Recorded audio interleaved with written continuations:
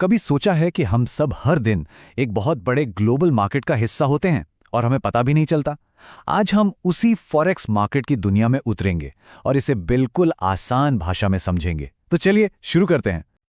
देखिए, हमें शायद इसका एहसास ना हो, लेकिन फॉरेक्स हमारी रोज की जिंदगी में घुला मिला है। सोचिए जरा, सुबह की कॉफी से लेकर हमारी गाड़ी के पेट्रोल तक या फिर विदेश में छुट्टियों के खर्च तक, इन सब के पीछे कहीं ना कहीं फॉरेक्स मार्केट काम कर रहा होता है। तो आज के इस सफर में हम 5 मुख्य पड़ावों से गुजरेंगे। पहले तो ये कि ये दुनिया का सबसे बड़ा बाजार क्यों है, फिर इसकी अपनी खास भाषा क्या है, ट्रेडिंग असल में होती कैसे है, इस बाजार का मूड मतलब इसका बर्ताव कैसा होता है, और आखिर में इसे समझने के 2 मुख्य तरीके कौन से हैं। तो चलिए पहले सेक्शन से ही शुरू करते हैं। दुनिया का सबसे बड़ा बाजार, आखिर ये फॉरेक्स है क्या भला? फॉरेक्स ये शब्द बना है फॉरेन एक्सचेंज से। इसे एक ऐसे ग्लोबल बाजार की तरह समझिए जहां कोई सामान नहीं बल्कि दुनिया भर के अलग अलग देशों की करेंसी यानी मुद्राएं खरीदी और बेची जाती हैं। और मजे की बात यह है कि ये डिसेंट्रलाइज्ड है, मतलब इसका कोई एक हेड ऑफिस या ठिकाना नहीं है। और ये बाजार कितना बड़ा है, जरा इस नंबर पर गौर कीजिए। फॉरेक्स मार्केट में हर रोज, जी हां, हर रोज $6 ट्रिलियन से भी ज्यादा का लेन देन होता है।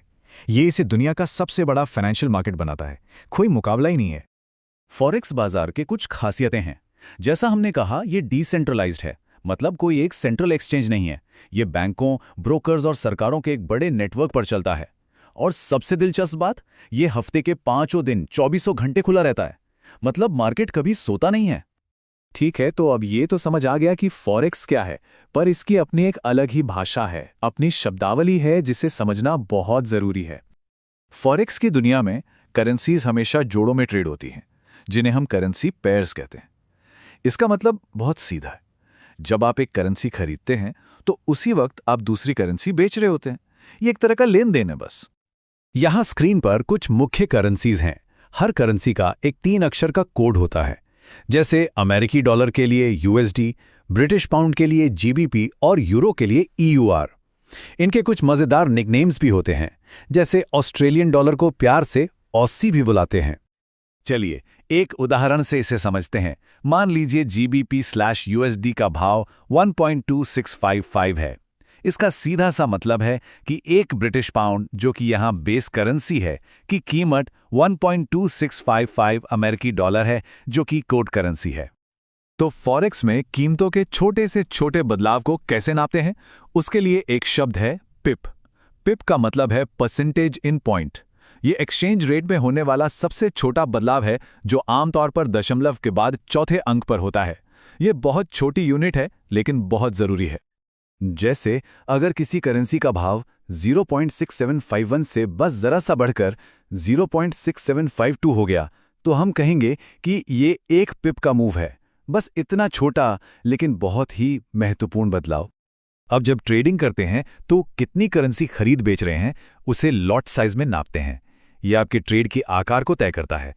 सबसे आम है स्टैंडर्ड लॉट, जिसमें 100,000 यूनिट्स होते हैं, लेकिन छोटे ट्रेडर्स के लिए मिनी लॉट यानी 10,000 यूनिट्स और माइक्रो लॉट यानी 1,000 यूनिट्स के ऑप्शन भी होते हैं। तो भाषा तो समझ ली, अब देखते हैं कि ये ट्रेडिंग असल में काम कैसे करती है, इसका मैकेनिज्म क्या है। हर ट्रेड में हमेशा 2 कीमतें होती हैं, एक बिड और एक आस्क। बिड प्राइस वो कीमत है जिस पर डीलर करेंसी खरीदने को तैयार है, यानी ये हमारे बेचने की कीमत है। और आस्क प्राइस वो कीमत है जिस पर डीलर बेचने को तैयार है, यानी ये हमारे खरीदने की कीमत है। और इन्हीं दोनों कीमतों, बिड और आस्क के बीच का जो छोटा सा फर्क होता है ना, बस वही है स्प्रेड।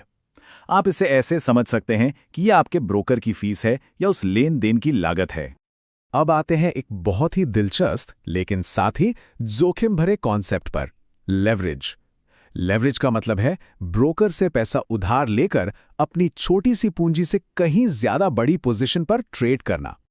ये बात इसे बहुत खूबसूरती से समझाती है।